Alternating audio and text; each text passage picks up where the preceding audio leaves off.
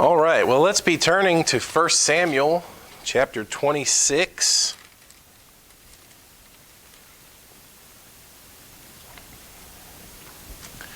First Samuel chapter 26.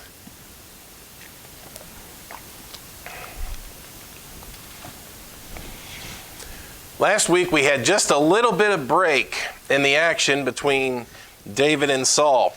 I know we've had a number of sick and not everyone was able to be here last Wednesday. If you weren't here, we were looking at chapter 25 last week and the story of foolish Nabal, the one who said very harsh things, violent things, hateful things against David. We're back to it tonight in chapter 26, where you actually continue the drama between David and Saul. Now, we thought this was resolved back in chapter 24, when David had the opportunity to kill Saul and didn't do it. Made his presence known, made himself known to Saul, said, Saul, you were right there in my hand, and this should prove, this should give you beyond any shadow of a doubt that I'm not against you, that I'm not your enemy. And Saul even recognized that. And Saul said, that David had been more righteous than he had, and that David truly hadn't done him wrong, hadn't done anything wrong. We thought everything was resolved. And yet, from the tail end of last week's lesson, we know that there's still a little orneriness that's rolling around with Saul, because after the story of Nabal, we find that after Nabal is killed, David takes Abigail, who had been Nabal's wife, takes her as his wife. He takes a second wife there in Ahinoam. And you said, how could he take them as wife? Doesn't he already have a wife? Saul's daughter, Michal, wasn't that David's wife? That's the key word there, was. Saul has given her to another man. So the goodness in Saul's heart didn't seem to last very long. We're actually going to see tonight, it really didn't last long.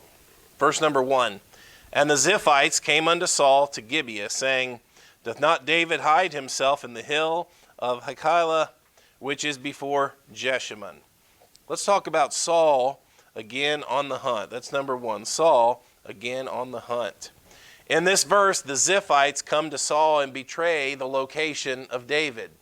Now, if that doesn't ring a bell, we'll remember that this is the exact same people, the Ziphites, that a few chapters back in chapter 23 had already betrayed David's location once and told Saul where David could be found. Now, I don't know what the motive here was. This is either, it seems to be one of two things. These are people that obviously have some kind of problem with David, or they have an obvious desire to get in good with the king and try to find favor with the king. This is the second time now that they have betrayed David and gone and told Saul where David is. It says in verse 2 that Saul arose and went down to the wilderness of Ziph, having 3,000 chosen men of Israel with him to seek David in the wilderness of Ziph.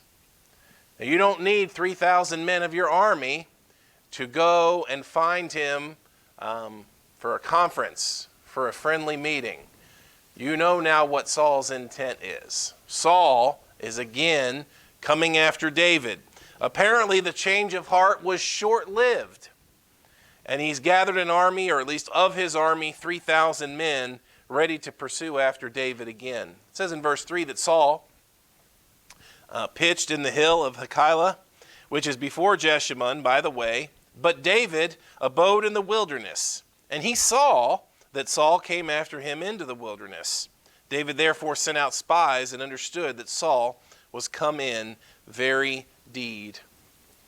David was a wise leader. David did not completely trust Saul. He sends out his spies. David is constantly monitoring Saul's whereabouts. He needed to do that. He was greatly outnumbered. If it's true that David still at this point only had 600, and maybe he's gathered a few more. We haven't actually gotten a count in a couple of chapters, so that number could vary by this time frame. Depending on how many is with David, Saul's bringing 3,000. So David has to be wise about this. He sends spies. He comes to see that Saul is after him in the wilderness. It's interesting to think that David often was able to tell where Saul was when Saul wasn't able to tell where David was. That certainly looks like the Lord's protection, the Lord's providence. Saul certainly had a numbers advantage. He had an arms, he had a might advantage, and yet David always seemed to be able to slip away. Number 2, David spares Saul again. In verse number 5, it says that David arose and came to the place where Saul had pitched. And David beheld the place where Saul lay. And Abner, this is not the first time we've been introduced to him, Abner the son of Ner, the captain of his host. And Saul lay in the trench, and the people pitched round about him. David's spies are able to report back exactly where Saul is. He's at this camp. This camp there, it tells us in verse number 3 where he was pitched. David gets up and comes to that place, or gets very close to it. And there lies Saul, we're told, along with the captain of his host. So you get the picture that Saul's there and he's gone to rest. And the captain of his host and probably some of those most trusted advisors or those most senior military leaders are probably camped right around him. You just kind of get that picture there of how a camp might be set up.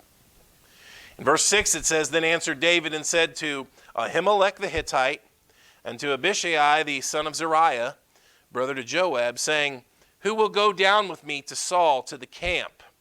And Abishai said, I will go down with thee.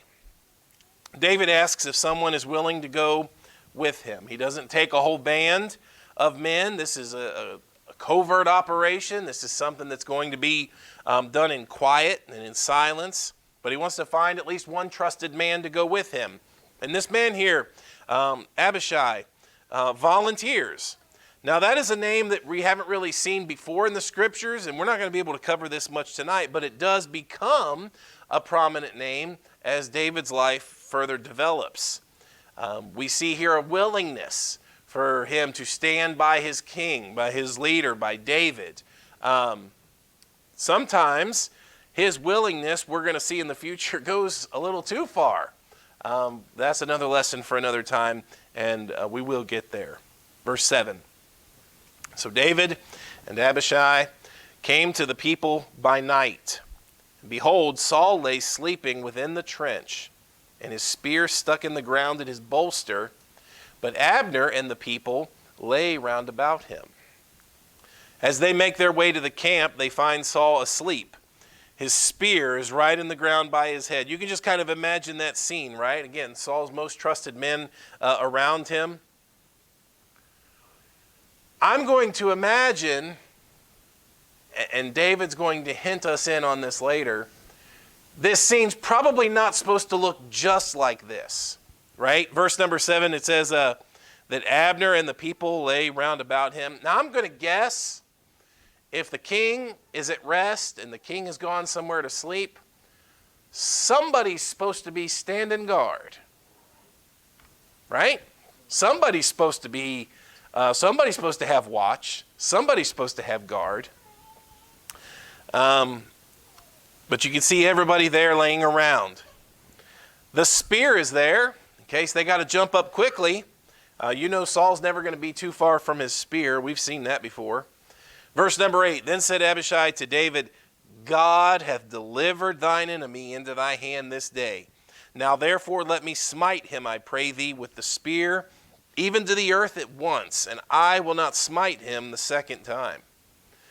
So we return to what we saw a couple of weeks ago, right? David has another prime opportunity. And Abishai lets him know, like, this isn't an accident, and this isn't just happenstance. This isn't a coincidence. God has delivered him into your hand.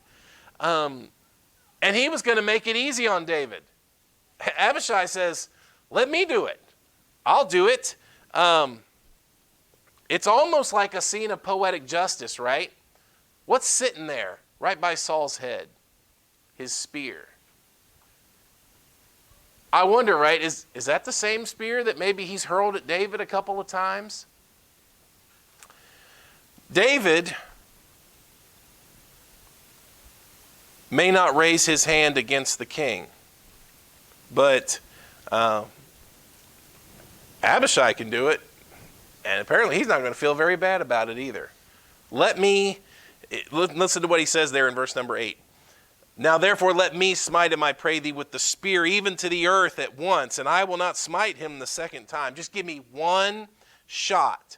I'll get him so good with the first shot, I won't need a second one, right? Just in the language there that he says when he takes the spear even to the earth. You know, to get a spear to the earth, you actually have to get all the way through someone. That was his intent, was to take that spear all the way through Saul and pin him to the earth. And I won't need a second go at it. I won't need a second shot. Just give me one shot, David, and I'll take care of him.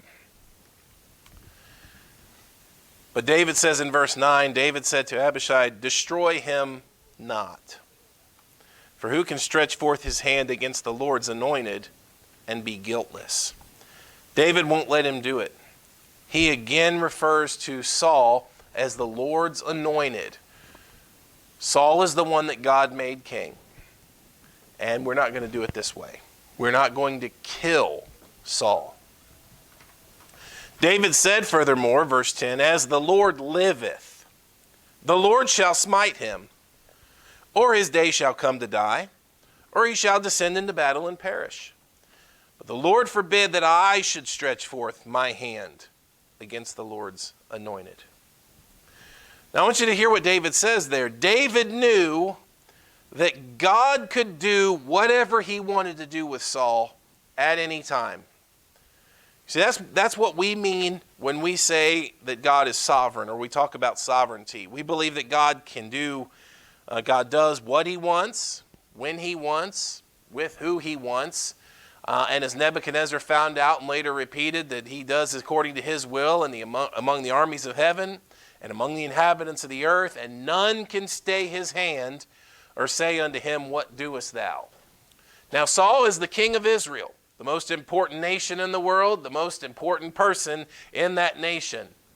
But David knows that taking care of Saul was not a problem for God. In fact, he knew that the Lord could do it in any time and do it in any number of ways. He gives 3 ways right there in that one verse. He mentions in verse number 10, God might strike him down right now. If the Lord wanted to, he says in verse number 10, as the Lord liveth, the Lord shall smite him. God could kill him right now.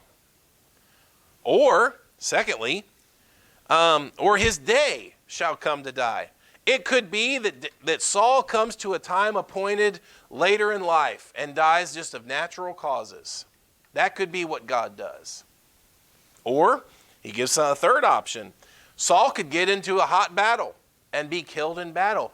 David knows that taking care of Saul is no problem for God. And God will do it the way that he wants to, and God will do it the when that he wants to. But David's answer in verse 11 was, but I'm not going to do it. The Lord forbid that I should stretch forth my hand. Now Abishai, loyal to David. Look, okay, and he probably knows the story and probably knows last time David's got a real problem with this. Not that David's nervous, not that David's weak, but David just doesn't want to do this. I'll do it. Let me take that spear. I'll take one shot. It'll be over before it starts. And David's basic attitude is no, he is the Lord's anointed. His death is not going to come at our hand. His death will come at the Lord's hand, whether God strikes him now, whether God strikes him later in life, whether God strikes him in the heat of a battle. What happens to Saul, David is content to leave to God. The how and the when. David set a good example here of the scripture that encourages us in the book of Romans chapter 12.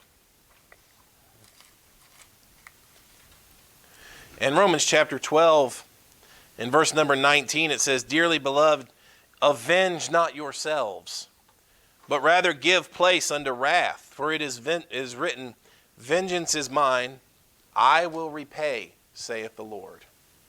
Now, we talked about this a couple weeks ago when David spared Saul. And you would think that, David had prime opportunity then, and he did. And he could have killed Saul. He could have gotten back at Saul for everything Saul had done unto him at that point. He didn't do it. He wouldn't touch God's anointed. They appear to reconcile. It takes a really big man, though, this second time, after you have spared the king, made yourself publicly known and vulnerable, and now this guy takes your wife and gives her to somebody else, and then starts to hunt you again. I thought this was resolved a couple of chapters ago, and it doesn't appear to be. Saul can't seem to get over this David thing. No matter what he confessed or recognized previously, there is still something that burns within Saul, a desire to see David gone. Why is that? What is going on there? And Abishai might be thinking that, right? Like, you let him go once, and look, he turned right back around and started the hunt again. David, this is the opportunity. God has delivered him into your hand. I get it. You don't want to be seen as the guy that takes the throne at the murder of another king. So you don't do it. I'll do it. I'll take care of it for you. And David says, no, we're going to let God do it. And David is content to let God do it and wait as long as God takes. He's not going to kill him. And if God kills him today, if God kills him later in life, if God puts Israel in the heat of the battle and takes him then, David is prepared to wait. Wait for God to give him the throne and not take it himself. Not take vengeance out on his own.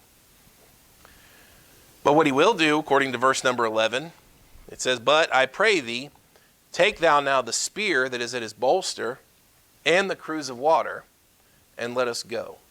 He does take the spear and the pitcher of water that Saul had there.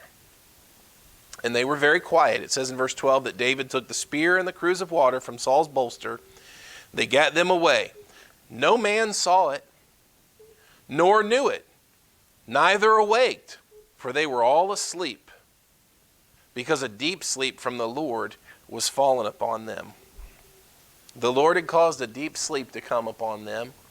And David and Abishai were able to get in and get out, and they didn't harm anybody, and they didn't hurt anyone. And all David took was that spear and that pitcher of water. All right, lastly, number 3, David confronts Saul. It says in verse 13, then David went over to the other side and stood on the top of a hill afar off, a great space being between them. Okay, I'm not sure how many different ways in one verse it needs to let you know. It's like he's not from here to there. I mean, he's gone a pretty good distance, right? The other side, top of a hill afar off, a great space being between them. And so David starts to yell in verse 14. David cried to the people and to Abner, the son of Ner, saying, answerest thou not, Abner? So whatever he hollered, maybe he hollered it a couple times because he's like, hey, aren't you going to answer? Answerest thou not, Abner? Then Abner answered and said, Abner's probably just now waking up. He's been asleep just like the king has, right? These guys are all laying there. David goes over a far distance and starts hollering. And you can see that people are starting to stir, and David's got to holler it a couple times.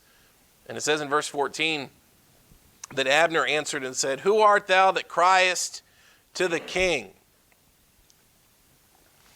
David said to Abner, art not thou a valiant man? And who's like to thee in Israel? Wherefore then hast thou not kept thy lord the king?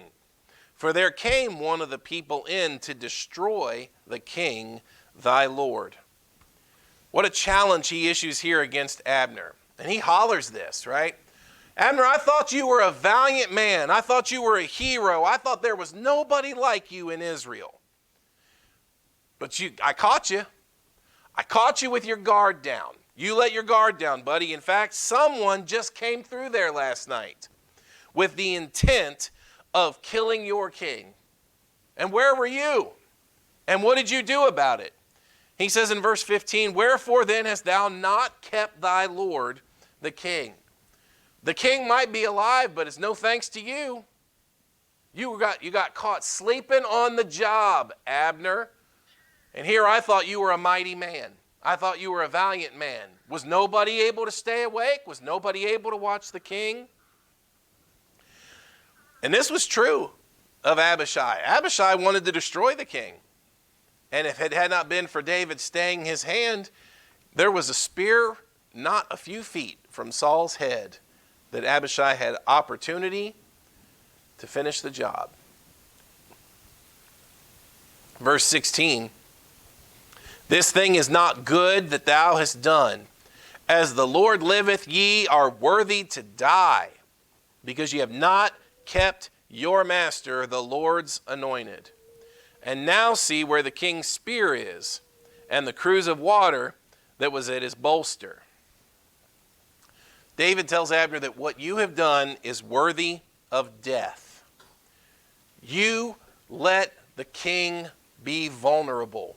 You put him in dangerous position. He was at risk. You all got caught sleeping on the job. The king could have been killed. Check this out. And David holds up. What does it say there? And now see where the king's spear is and the cruse of water that was at his bolster. You let your guard down. You let the king be vulnerable. You got caught sleeping on the job. You know how I know? Check this out. And he holds up the spear and the cruse of water. And the evidence then is there, right? That David was able to show that Abner had let his guard down. Abner had let the king go unprotected. David holds up the spear. He holds up the pitcher of water. And it's an indictment against Abner that David and Abishai could get so close to the king. They could get right to his pillow, right to his bolster, take his own personal pitcher of water and his spear. Now, who is King Saul surrounding himself with? And yet he is trying to pursue David to all the ends of Israel, thinking that David was out to get him, thinking that David would rebel against him, thinking that David could not be trusted. And who's protecting Saul? People that are laying down on the job? Abner's fallen asleep at the wheel here. He's not even guarding his own king. And Saul, verse 17, knew David's voice and said, is this thy voice, my son David? And David said, it is my voice, my lord, O king. Yeah, it's me. Saul recognized the voice. And he said, wherefore doth my lord thus pursue after his servant? For what have I done, or what evil is in my hand? Just as before. Why, Saul? What did I do? What have I done that you bring an army, you bring 3,000 people after me? Now therefore, verse 19, I pray thee, let my lord the king hear the words of his servant. If the Lord have stirred thee up against me, if this is the Lord's doing, then let him accept an offering. If I have offended the Lord, if I have angered the Lord so that he's the one stirring you up to come after me, I am prepared here and now to offer whatever is required to make it right. Right? If the Lord has stirred you, if I've offended the Lord and this is his doing, I'll make it off. Let's make an offering. Let's end it here and now.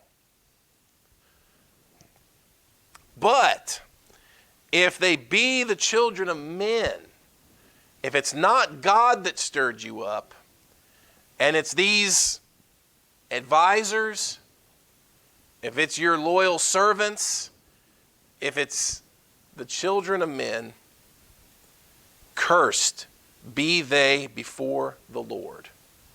For they have driven me out this day from abiding in the inheritance of the Lord, saying, go, serve other gods. You see, David knows it's not the Lord that stirred Saul up. He knows that it's men. And if it's men, David was prepared then and there to curse them. And here's the reason why. What had they driven David from? Now we know David had been driven from his home, right? His own wife had to tell him, get out the back door because they're coming in the front, and had to let him down right through the window. And he couldn't go back to Bethlehem. He couldn't go back to his father's city. They'd be looking for him there. So yeah, we know that.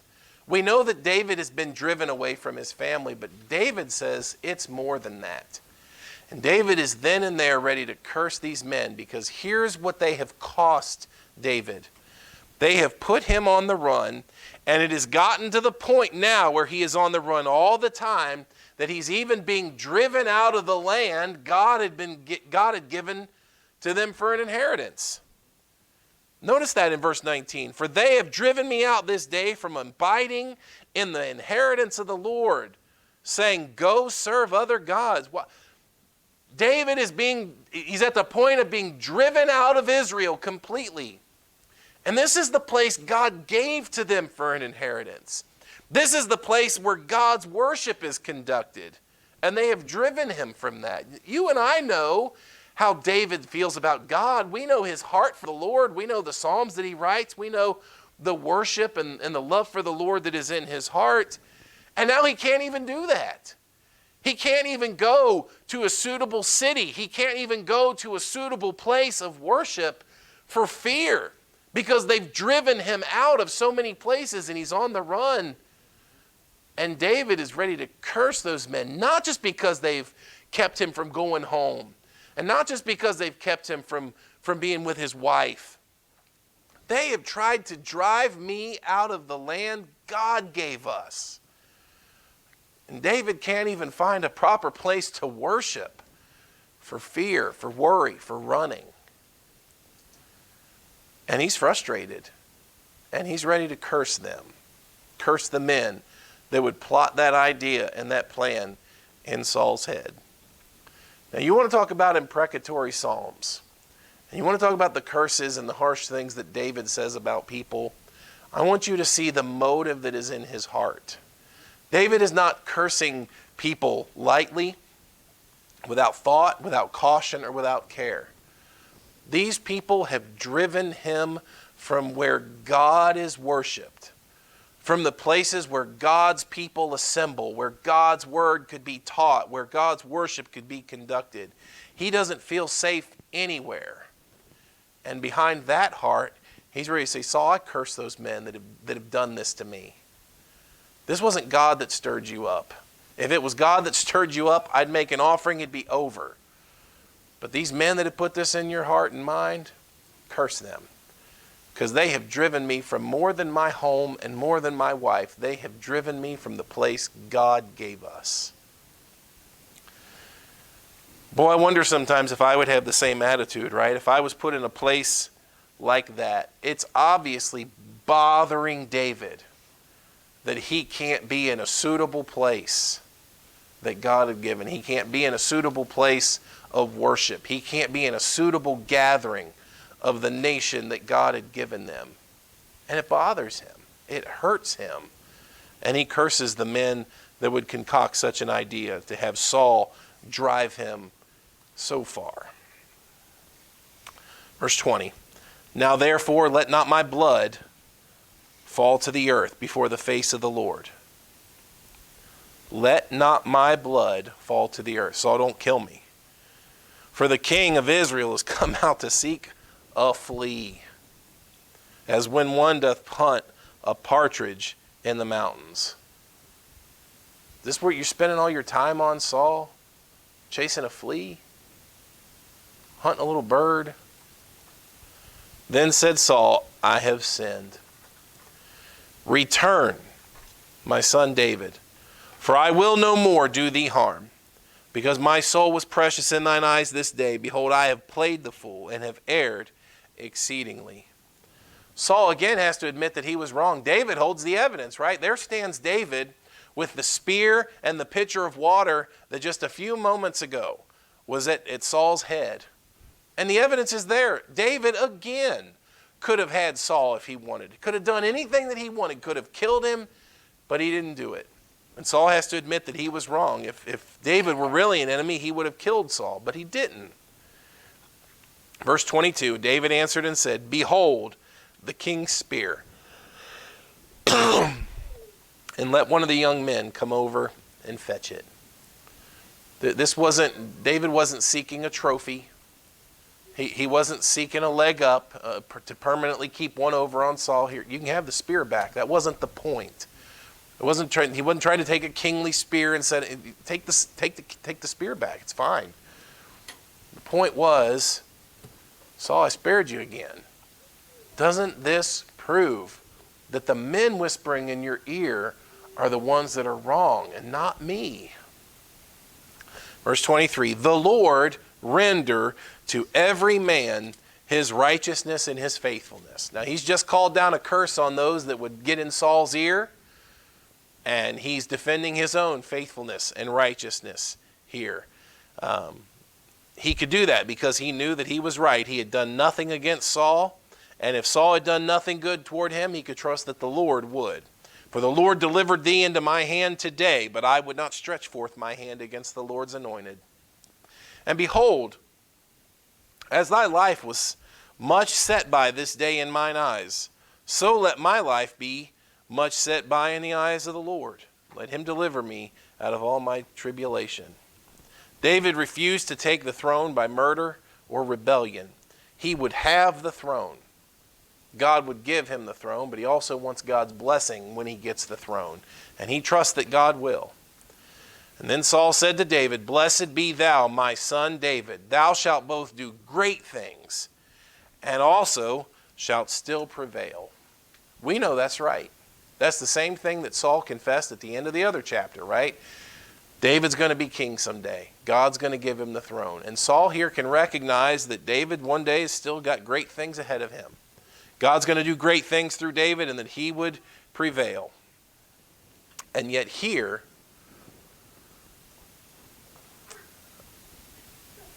irreparable harm has been done.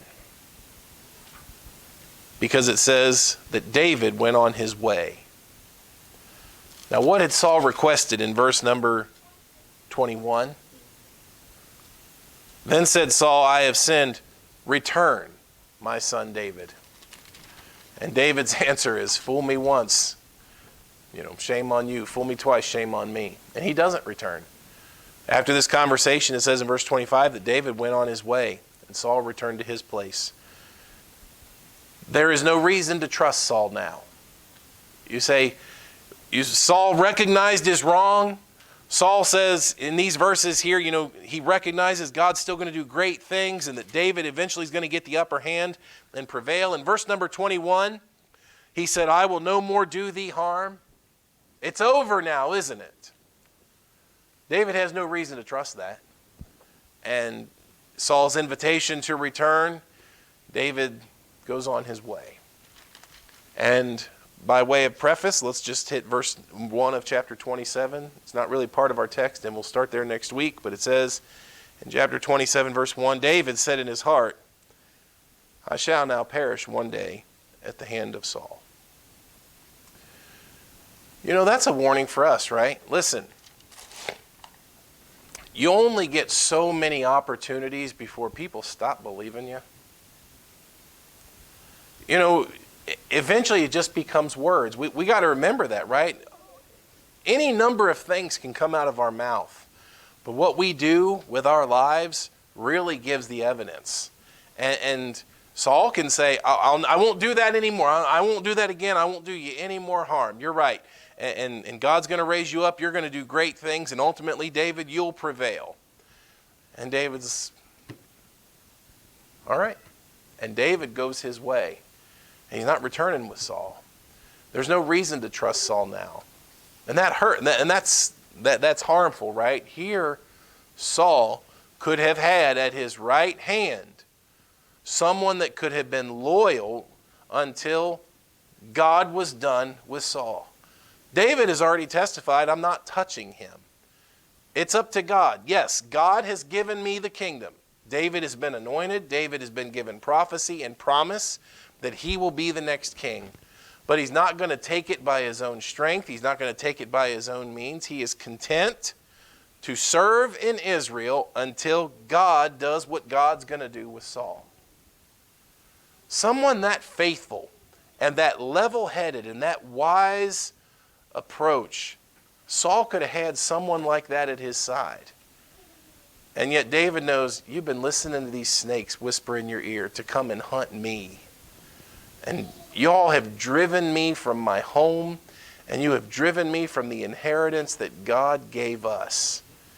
David has been on the run now for so long. Saul's ruined that. Saul has lost any trust that David might have had. Any real thought of reconciliation appears to be broken there. You only get so many shots, right? Be wise. Let's be wise in how we live. Let's not just talk the talk. Let's walk the walk. Let's make sure that the way that we live and the things that we do back up the things that we say. Because now you've got, Saul saying, I won't ever do that again. And I was wrong. Come on, David, let's go. No. And David won't do it. And that trust has been broken. Just keep that in mind, right? Saul is weird in this spot. Saul has already seen this episode once where he could have died. He was so vulnerable at the hand of David, but David didn't kill him. And he goes on the hunt again. And if Saul doesn't realize it, listen, that first time was in a cave. And there wasn't nobody around. Saul went in there to take care of his business by himself. Saul's not even safe in the midst of his generals. They fall asleep, and a deep sleep falls upon them. David could have had Saul when Saul was surrounded by his army. He just didn't get it, right? He couldn't grasp that. He was so driven by that anger, by that evil, anxious spirit that just drove him to do silly things now. And now he's lost any hope of loyalty from someone like David, who is a hero and could have been one of the mightiest that would have been at Saul's side. Okay? Careful with that. Just be careful. Let's not fall into those same habits about King Saul. David, excellent approach, right? He's wise. He doesn't do people wrong. He's not harming anyone, but he's worked the situation now twice where he can hold the evidence that, Saul, I'm not against you. Your enemies are these ones that are whispering in your ear. What a testimony David is and a wise leader. All right, that's it for tonight. Let's have a word of prayer. Father, we